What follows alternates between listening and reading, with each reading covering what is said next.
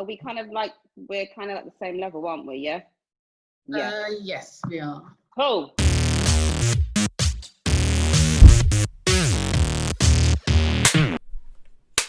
Enter. Yes, enter, stranger. Are you there, mate? Oh. Hello. Yay! Yeah. Hello. Hello. Yeah. Welcome. You're right. Yeah, I'm good. I just want to say thank you for pizza, by the way. It's all done. I was waiting for the thing. So You're welcome. What kind of pizza did you get? I got a vegetarian pizza with some pineapple and some mushrooms and sweet corn. So a bit of a weird one. So, are you a vegetarian?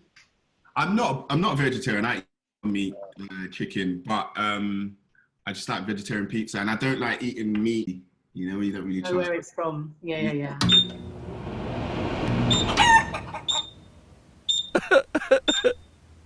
Thank you, Bones, for coming on. Do we call you Bones? Yeah. My nickname's Bones. It's Magical Bones is the title, but the nickname is Bones. Yeah. So. Okay. And that came from your dancing days, Bones. Yeah, when I used to like body pop and do all this like bone type of moves, hard hits, what we call them in popping. So yeah, there's like yeah, like that. Yeah. Do you still dance? Still part of my act, I'm I'm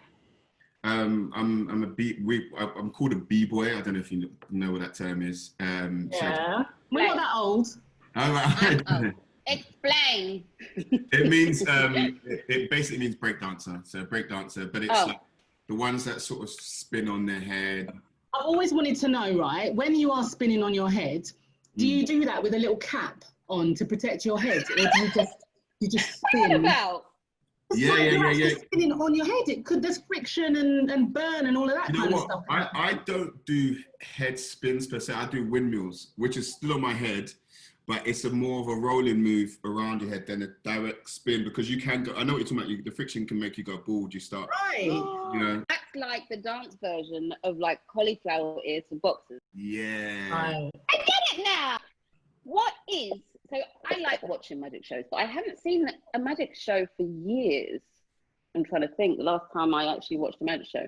But like, does the magic circle still exist? You have to join the magic circle. Yeah. It's one of the. So is it like a secret society for magicians?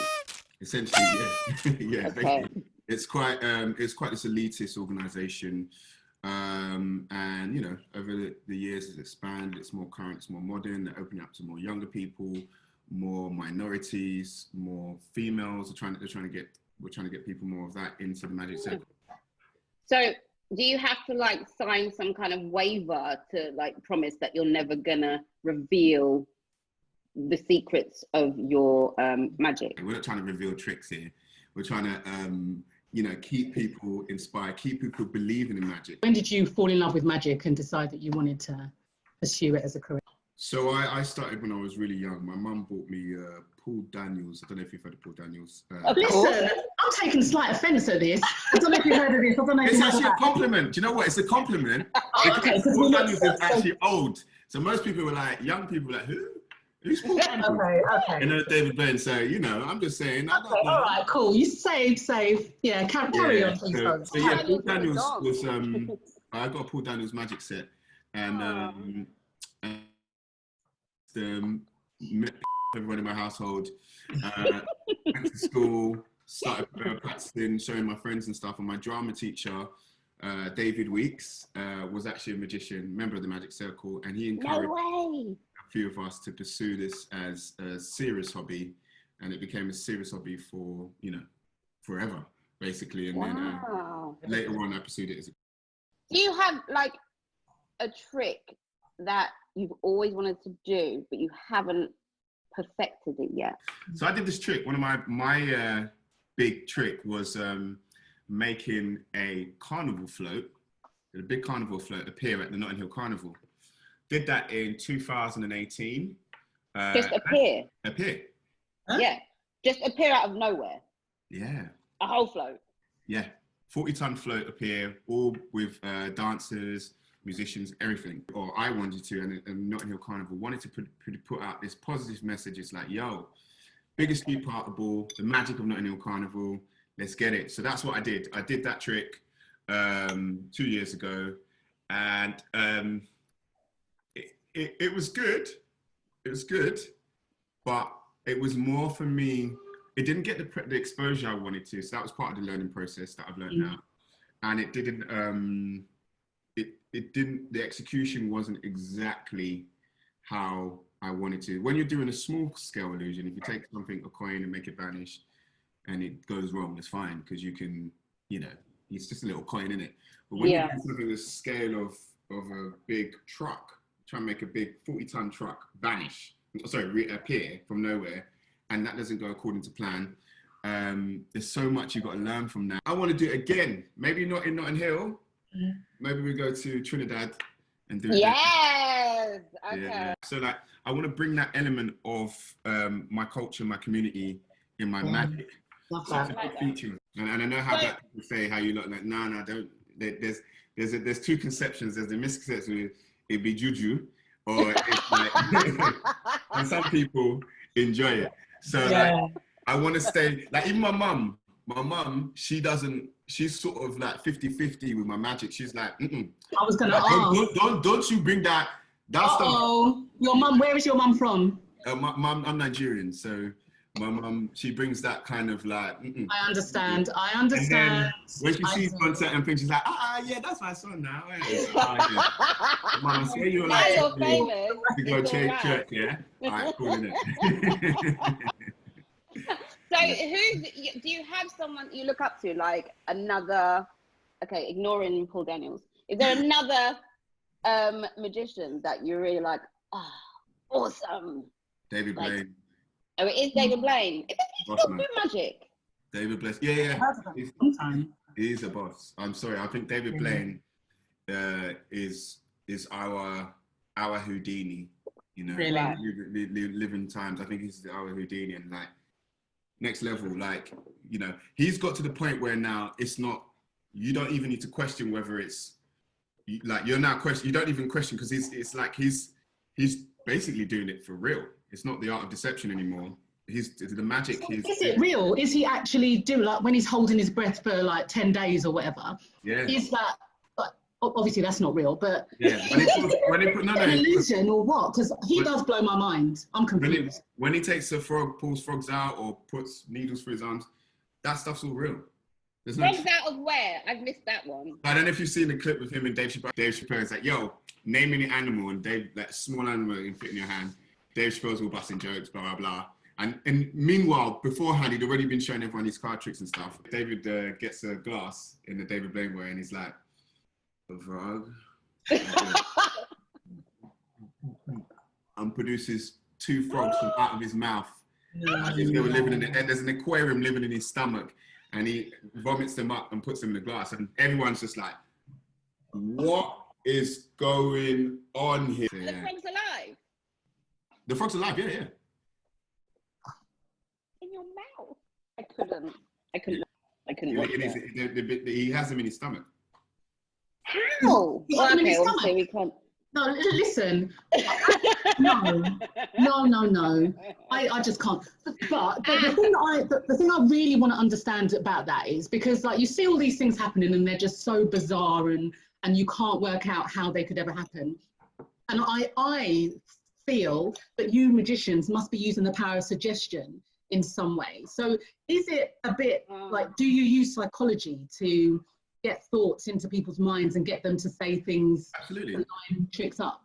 Absolutely. I mean, everything's suggestion. You have to, it's all psychological, the way we make you think, the way we want you to perceive. It's studying, magic is essentially studying people, their reactions, how they're going to perceive what we think is real and is not real. And it's interesting because sometimes when you work with, like, people that are so-called adults or intelligent people, they follow the idea of logic. And magic is illogical. Yeah. So you're more likely to fool someone who is older and follows logic, as most people do. Right. A plus B equals C, because that's what we've always known. Yeah, we've been programmed to think that way. Exactly, and we disorientate that. So funny enough, when you do magic to young kids and you make it too complicated, because they're quite simple and they're quite honest. Kids are so honest. They're just like, they can sort of just sift through all the BS. So they're just kind of like, no, but it's that though, no? And you're like, yeah, it is. Everyone else is like, oh wow, it's mommy, but no, I want to see that. And it's like, you know what I mean? I don't think I know any magic tricks. Do you see? Oh, no. Well, ish. So I don't know how to do it, but my daughter was showing me.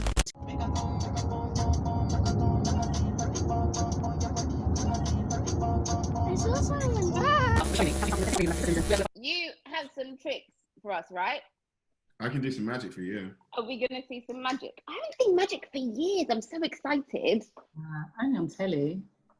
Right, so I know you might not believe magic is real, but here's what real magic would look like. Let me tilt this down so you lot can see this. So I believe in magic. I've got some, I can't even see, I'm not, usually I put this on, I've got some receipts, can you see that? Yeah.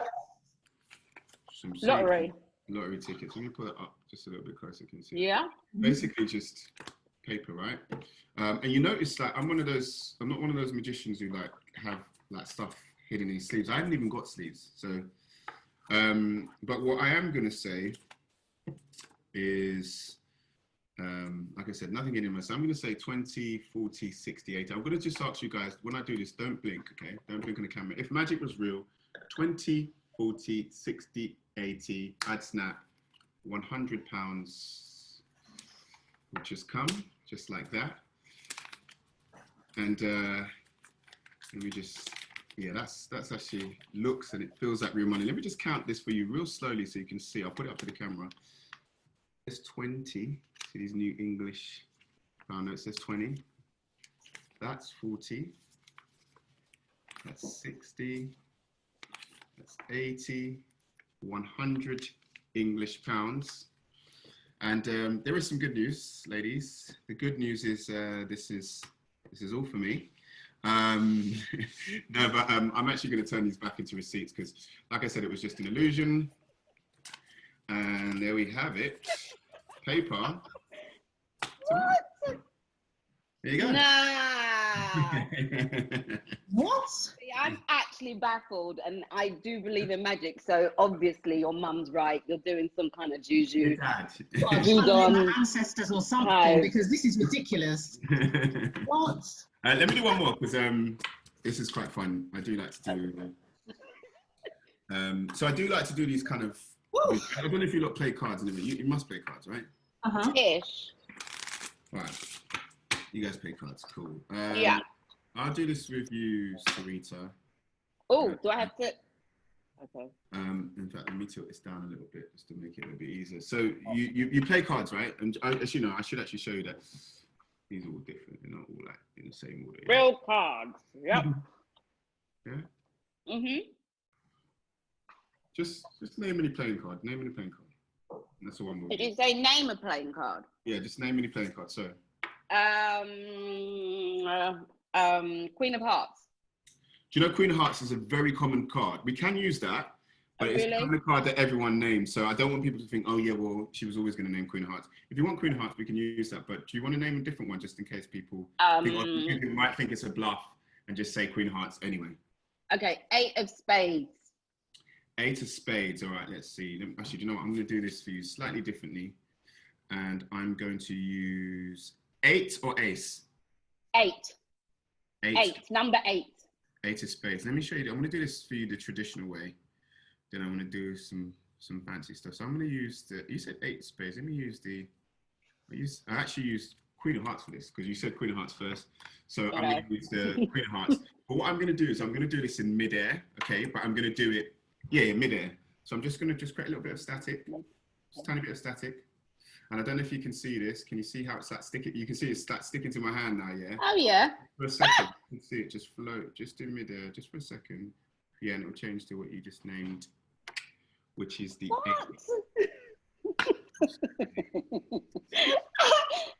I need to speak to mummy. What's happening? I I'll do one last one for you lot. So you said 8 of spades, and I will use the 8 of spades here. Let me tilt this down so you lot can see this, innit? 8 of spades. 8 of spades. 8 of spades. I'll put my glass here as well. Just, Chioma, what card is underneath there right now? Sorry if I pronounce your name. Did I pronounce it right? Yeah. 8 of spades. 8 of spades, yeah? And you're 100% sure that's the 8 of spades? I mean, like, you're so... Well, sure. I was. I was about to say, you're so sure you'd be willing to, you'd probably bet money, wouldn't you? That's there. Yes. Yeah, how much would you bet? How much would you bet with me right now? Let's say £100 since you managed to magic that amount up. So you would, if that's not the 8 of spades, you will give me £100. I'll give it to Sareta and we'll sort some payment plan out. Clara, use Clara. You're quite confident, yeah? Are you 100% sure this is the 8 of spades? That's the 8 of spades. Well, yeah. Yeah. I don't think you sound too sure. Yeah, it should be the 8 of spades. All things being equal, that's the 8 of spades. Okay. In the real world, in normal life, that's the 8 of spades. I'm going to be fair. We're not going to do this for money because we're in the real world, yeah? Because you don't sound too sure, so we won't do it for money, yeah? We'll just do this as a game. But I will show you, if we did do this for money, you could have won some money. I don't like to lose money. Right. Right. So you said 8 of spades, yeah? Yeah, 8 of spades. Okay. On top of there, and I'll tell you what, I'll use the. Can you see that? That's the 9 of spades, yeah? 9. And I'm gonna do this in slow motion first. And in slow motion, I'll be honest with you, it's not that impressive. But all I'm doing is I'm trying to make these borders line up like this. Can you see that? Yeah. And that's how I'm going to steal the 8 of spades. Obviously, when I do this fast, you guys aren't going to see what happens, yeah? So watch this. 1, 2. Done. Right, ladies. Which one is the 8 of spades? Would you say it's the one on your left side? That one. That's the 8 of spades. One. So the one on your left side, yeah? Yeah. Sareta, do you agree? Yeah, I was following, and it's the one next to the glass. Yeah. 100%. The glass.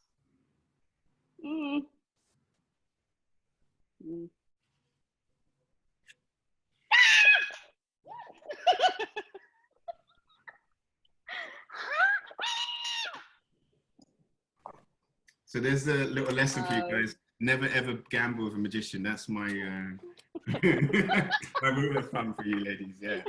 Oh my God. So is that a really basic trick then, or is that something that would take you a long time to master? It is this kind of stuff I'm doing. So when I was saying to you, like, the kind of stuff I'm doing that does take a long time to master. So like, it looks basic, and the way we're meant to make it look basic. So what was it you said before? You said what, 8 of spades, didn't you? So let's say I take the 8 of spades. Look how, this is such a simple trick, right? But it takes so many years to practice this, right? So let me just show you. Years. I'm going to show you how many years it takes you to practice just this simple thing. You see the 8 there, yeah? I'm going to put that in the middle. And I'm going to show you there is no other 8. No extra cards, no other 8s on top. Nothing else, yeah? We'll put that in the middle. Again, just so we're fair. No other 8 there. And look, there's nothing on the bottom. No other 8s on the bottom. Look, and that 8 of spades, still there. Hold up so you can see. It's still in the middle. I'm going to do no moves. Literally nothing. And this is why I say it takes years of practice. I'm going to do absolutely nothing. And I can actually make the 8 come all the way back to the top. I'm bamboozled. Nothing. Years of practice. I'll show you one last time. And literally, in fact, I'll put the 8. You can see the 8's there, yeah? In the middle. Yeah, in the middle. In the middle. The 8's in the middle. In fact, I'll put it in the middle of the middle. Okay. Yeah. And this time I'll make it remember, like I said, so it's in the middle of the middle now, and you know there's not like another 8 here or something. This time you visually see it happen. You see how it just pops? Huh? Wait, what? Back to the top.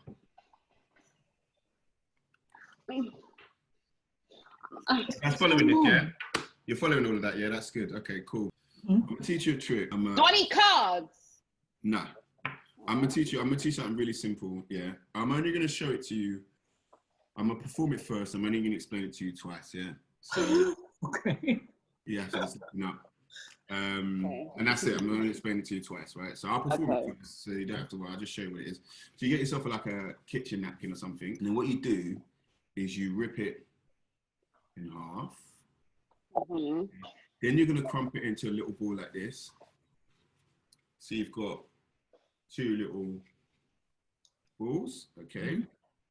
Let me tilt this down so you can see. So you've got 2 balls in either hand. This would be ball number 1. This is ball number 2. So like I said, I'll perform it for you first. Here's what happens. You take ball number 1, you make it vanish, and then it's going to reappear here. Ball number 2. Now here's how this works. And remember, I'm only going to explain this to you twice, yeah? So you have to listen up carefully. So what it is, here's how it works. It's done with what we call the 10 count. So here's how it works. So I go 1, 2, 3, 4, 5, 6, 7, 8, 9, 10. Okay? No! One more time. 1, 2, 3, 4, 5, 6, 7, 8, 9, 10. So that's how it works. I hope you guys understand that. All you need to do is one last thing. Just blow into the camera. Yeah, you made all the pieces disappear. There you go, there's your first trick. You're now officially magicians. Okay, I'm gonna get some tissue. I'm gonna do this and it's gonna work. Yeah, go get some tissue. I'm gonna do it. I'm gonna do it because I believe in magic and you have taught us how to do this. Right. And I'm not even gonna finish my food for this. Right, move that out of the way. Okay. I'm gonna impress my friends. I'm gonna impress my family. I'm gonna join the magic. Stop talking. Let's just do it. Come on. Right, all right. How much do you remember? So tear it in half.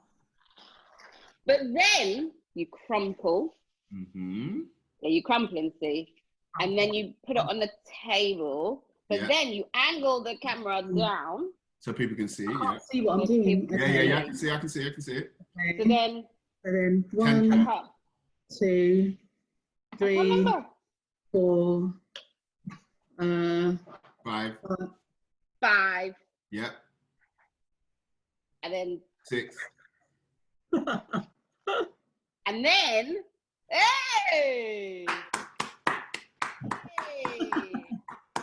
I did it. But then you need to blow into the camera. So blow into the camera, see? Blow into the camera. Blow into the camera. So can you blow for me, please? Blow. Yeah, done.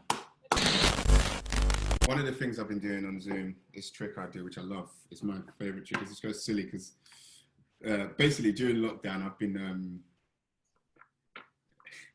been drawing. And the reason why I'm laughing because I haven't actually been drawing on like, I haven't been drawing on like paper. I've got some on train tickets. These are like about 4 years old. And those? Yeah, and I've been drawing on the back of these. I just want to show you the artwork. So that's how I've been spending my time during this lockdown. And I've literally drawn on the back of all these train tickets. So I'll just show you what I mean. So yeah, I've been very busy. I've literally done it on the back of all of these. And I'll show you some of these destinations. I don't know if you can see it. Can you see that says London to Birmingham? Yeah. Birmingham, yeah. That was what, London to Manchester. Yeah. Manchester. I'm going to film this. Sheffield. Sheffield. That's Liverpool. Liverpool. Are we going to start? The reason why I'm showing you this is because I just want you to know these are all different. It's not all the same destination. Grimsby. In fact, I want Chioma. Can you name? I'm going to run through the tickets like this, and I want you to name a destination. But the way we're going to do it is I'll run through this like this, and anytime you want, you just say stop. So, so I'll just run through the tickets like this. I'll show you them as well. Anytime you want, you can see that's Woking, you can see that's Skipton. Anytime we want, you just say stop, yeah? Grimsby. Stop. Bradford. You want me to stop on Bradford, yeah? Yeah. Now, just because I know you guys you're recording, so this is good. But what I don't want is I want you everyone to agree that we haven't planned anything, yeah? You didn't. No, not all. You don't know what you were going to see, right? 100%. At the end of this, I do want you to feel like this is a free choice, because I know something about me watching is like, oh, maybe he just like timed her to say stop at this point, right? So what I'm going to give you now is the opportunity to either stick with Bradford, or you can continue going and see if you mess up the magician's trick. But it's totally up to you. You can stick with Bradford, or you can continue going. What would you like to do? I'm going to stick with Bradford. Yeah, good. So you're not going to mess up the trick, yeah? So you're happy with that? That's your free choice. Let me just, what I'm going to do is I'm going to pull that out so you can see. Bradford. Yeah. And like I said, we never pre-arranged anything. Nothing was agreed upon or whatever. No. But I did know you were going to choose Bradford. We've never met before, have we? No. Because you remember I told you, like, I drew on the back of all these train tickets, yeah? This is a flip book. And this is actually a train journey. And I just want to show you what this train journey, let me tilt this down a little bit more so everyone can see. Because you see, like, you see the train, it leaves the station, goes past more trees, more houses, more trees, more houses. It's about to come to a stop. And you said, you're not going to believe this. No! Bradford. Illuminati! What? So that's the kind of stuff I've been doing on Zoom. Hold on. Did you two arrange this before? I called you up in it before and I said, yeah, let's... I don't know this guy. I do not know this guy. He thought we were 21. Like, we don't know each other. People can book Zoom. I do a 25 to 30-minute show for parties, like Zoom parties, corporate. So if you've got like a birthday, family and friends, I've done loads of that. Just invite all your family and friends, boom, have a little surprise. We'll work up some tricks for you guys as part of, 25 minutes. I'm so gutted. There's been a couple of big birthdays, and this would have gone down amazingly well. Yeah. You can still book. No, there's a couple coming up, so I'm a big. We've done so many. I've done quite a lot in America. People in Kenya. It's global, so that's the advantage of being locked down. Is able to. The only thing about Zoom, I would say, is that like, don't know how you lot feel about it, but like, I'm done in it. I'm done with Zoom, innit? Like, I'm saying. Zoom. So you're on Britain's Got Talent. Who were the judges? Simon Cowell, Alicia Dixon, Amanda Holden, and... My name is Magical Bones, and I'm a street magician. And tonight I want to show you guys something you've probably never ever seen before. So you were nervous when you were doing this? Is that what you said? I'll take that back. Nervous. It doesn't come across at all. And you're the closest you can see that's lost forever. I want to take you guys back to the 1800s, and I want to tell you about the man that inspired me the most. His name is Henry Brown. Henry was born a slave in Virginia. Are they proper, like, knives, swords or whatever? Are they really sharp? Yeah. Yes, they. There's actually no way that this could be real. Like, there isn't. But the timing. This is not an illusion. This is just, like, it's mad. It really doesn't make sense. Wow. That was a lot of fun. I have so many questions and theories, and I'm like, wait, I don't. And you've got your first national tour coming up, Black Magic. We can find you on Instagram, Twitter, Facebook. Thank you so much. Thank you very much for... Thank you. It's been amazing. It's been really, really best. good. I don't know how we're going to top episode 1. I know, right? Like, simply, Oh my gosh. okay. Thank you so much. Thank you guys. See you later. Bye. Come Wine With Me was not recorded in front of a live studio audience. However, we are working on that. We're on YouTube and Instagram. Be sure to subscribe and follow both C and I, along with the Hey Sareta and Cee hashtag.